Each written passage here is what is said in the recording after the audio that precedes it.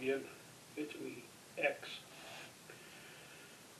I wanted to talk to you and tell you a little bit about my Shtf situation that I was in 2005. 2005, I was on the Gulf Coast of Mississippi,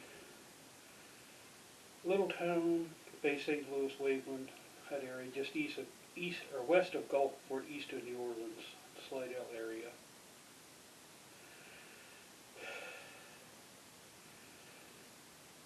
We didn't have money to leave, my family and I. We didn't have money to leave, didn't have any place to go. My relatives could care less about us, to be honest with you. To be blunt, if they saw me on fire, they wouldn't urinate on me to put me out. Or my family did. It's just the way my dad's family was, and is. But anyway, in 2005, we was in Hurricane Katrina. We took shelter in a friend's restaurant that we ran up until the storm forced us to close.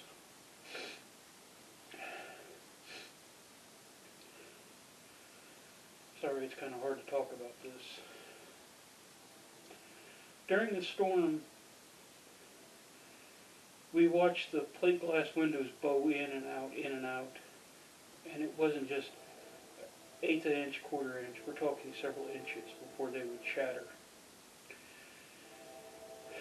When they finally shattered, the ceiling fans started spinning faster and faster. We had no electric at the time because the power was knocked out by then. Sorry, there's a train going through town here. Get moved, that's one thing I won't miss, I'll tell you right now. But anyway, fans started spinning faster and faster. The roof got ripped off, and so we had like a vortex swirling through and around in this building. The ceiling fans were spinning fast enough that eventually the screws couldn't hold them in, and they would fly off and hit the wall and explode like shrapnel. My dad was standing up front when the first window blew out. My mom, my brother, my ex-sister-in-law, all was up there screaming at him to get back, get back. And all he would tell them is, I'm alright, I'm alright. My dad was a Vietnam veteran. He was in Vietnam on the boats going up and down the Mekong Delta. And he was ambushed, so he had seen combat. He was standing up there screaming back at him over the howling of the wind, I'm alright, I'm alright. They're trying to get him to go back, he won't do it. I hear the commotion, I come from back in the back where I was, and they're walking back, they gave up. I walked up there and I turned and I looked at him. And I had made up my mind, he was either going to the back, under his power, or I was going to take him back there one way or another, under my power. Now, keep in mind, my dad was a big man. My dad was a big man. He was 6 foot tall. I'm a little bit bigger than him. I'm 6'3". And he seen me look in my eyes, and he had seen me pick up things and move things that a normal human being should not be able to pick up and move by themselves. He saw me pick up a washing machine one time and load it into the back of a U-Haul truck. Well, this U-Haul truck that we had, it was about 4 feet off the ground to the back of the truck. I squatted down, got this washer in a bear hug, my arms around it like this, stood up and set the washer in the back of the truck, to my dad's shock and horror, because I didn't want to walk up the ramp backwards with pulling the hand dolly. He seen me pick up recliners and throw them like they were little toys. So he knew pretty much what I was capable of doing, and he knew he wasn't going to stand a chance. So he finally relented and went back to the back.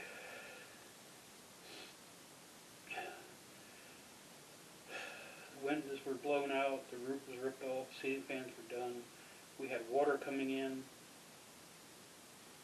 During all of this, I was sitting at a table by myself, and I had never had much of a relationship with God at the time.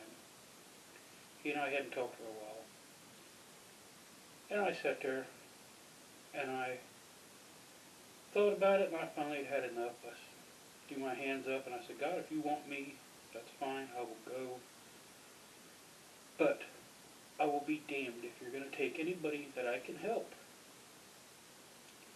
without a fight for me. Having said that, like somebody flipped a light switch, snap, I became so calm, so relaxed. I wasn't scared anymore. I had accepted I was a dead man already.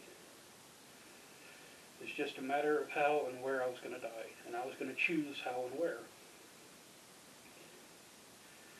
With that, I got up and I went out and started pulling people to safety. Before I started that, I went and my brother, there was a four-wheel drive truck left for us. My brother got himself in there, his wife, my mom and my dad, and my two nephews in there.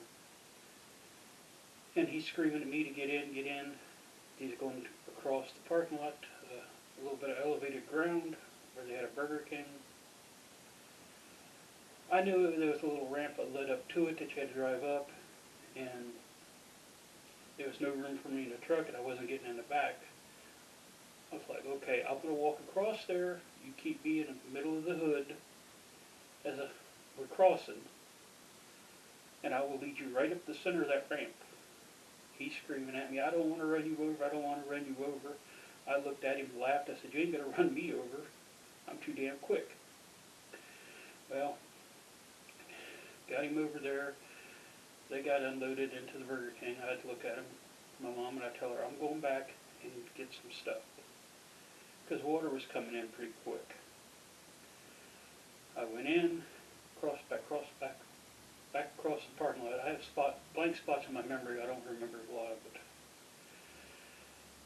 I went back across, and next thing I know, I'm back inside this restaurant. I don't know how I got in there. I don't know if I'm going to do an open window, open the door, what I done. Grabbed an armload of stuff, took it back across, parking lot, handed it off, looked at him, said, I'm going back and get more. Next thing I know, I'm back in the back of the restaurant again.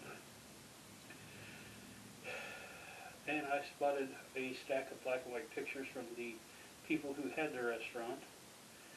I decided, you know, I can't take everything I want to. I'm going to pick these up. I'll send them up higher so they're out of the way of the water. Took stuff back, dropped that off. Before they could say anything, I turned around and took off again. This time I'm back there in the back of the restaurant. And I spotted I guess you'd call it a lithograph, of an ambush my dad was in Vietnam. Somebody had done. My mom got it for him, and they went to D.C. to the Vietnam Memorial Wall.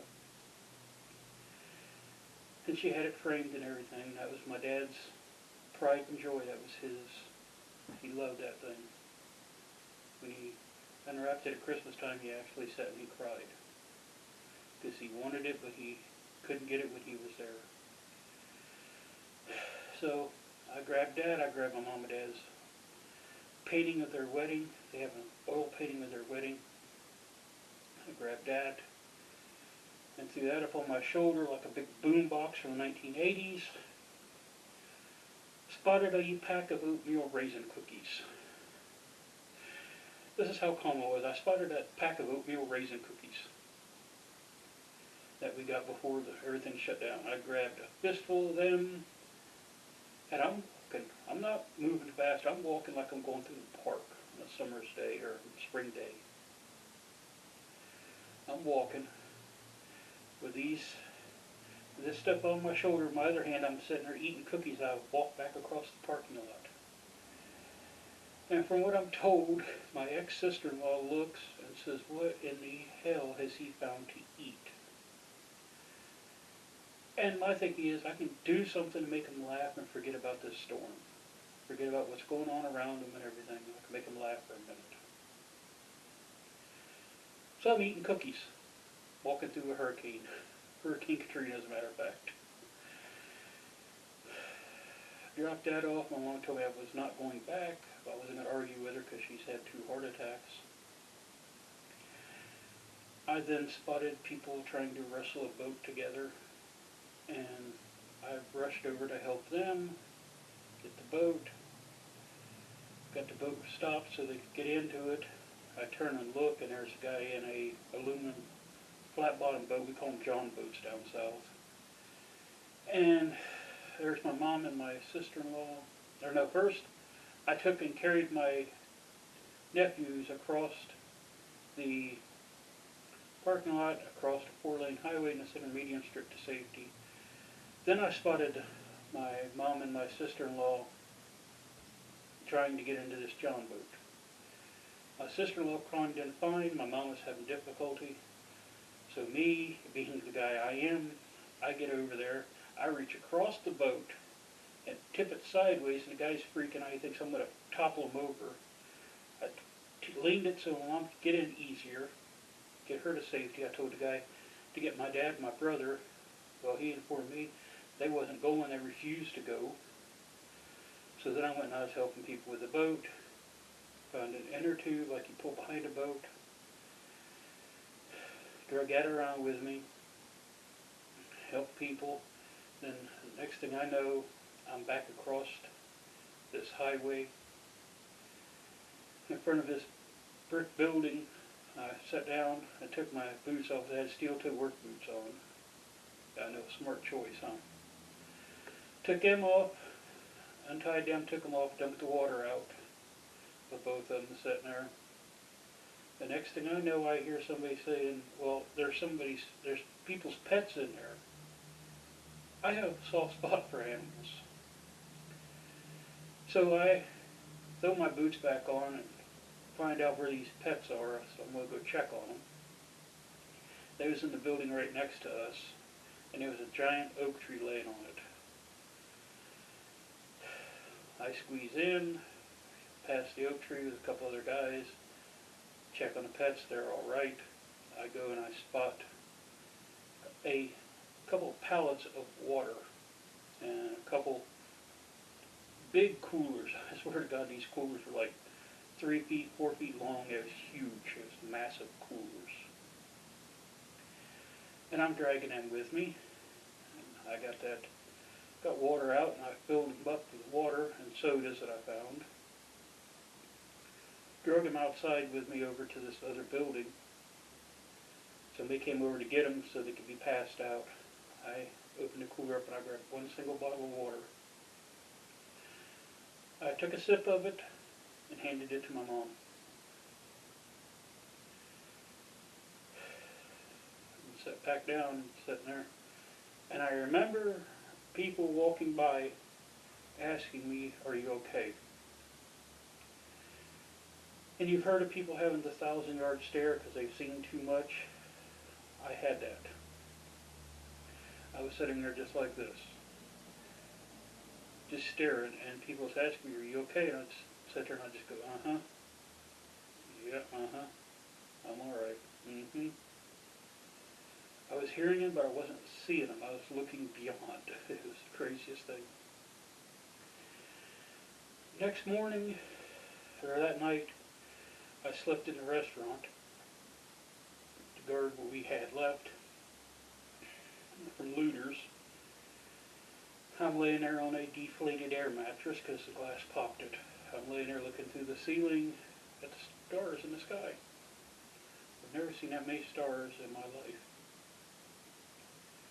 3 o'clock in the morning, I knew it was 3 o'clock because after they passed, I looked at my watch because I had one of them Timex Ironman watches.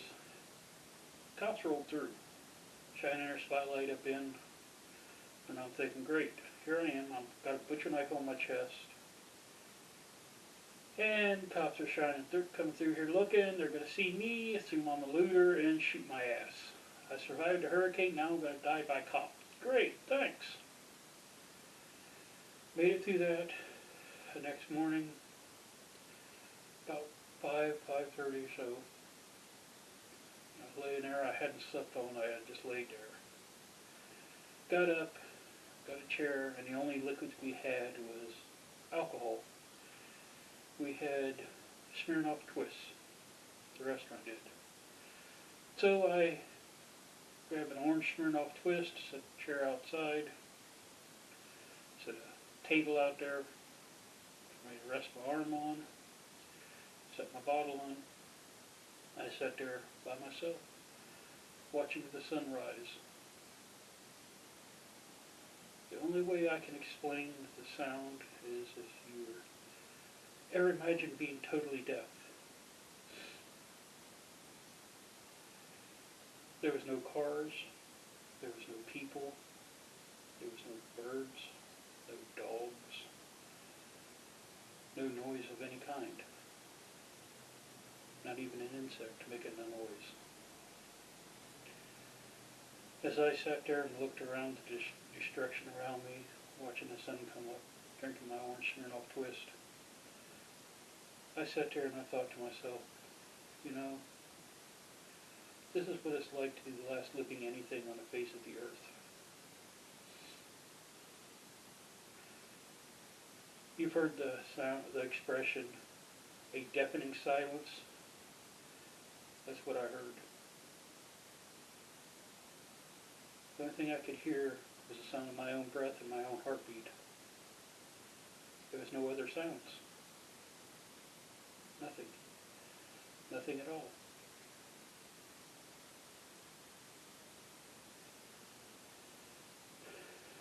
That was when I vowed that I would never be unable to do for myself or my family again.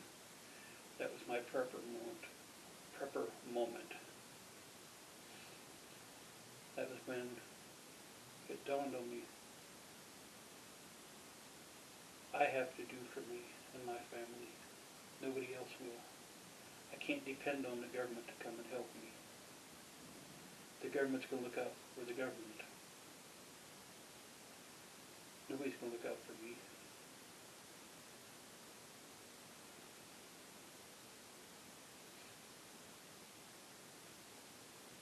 That was the hardest moment of my life.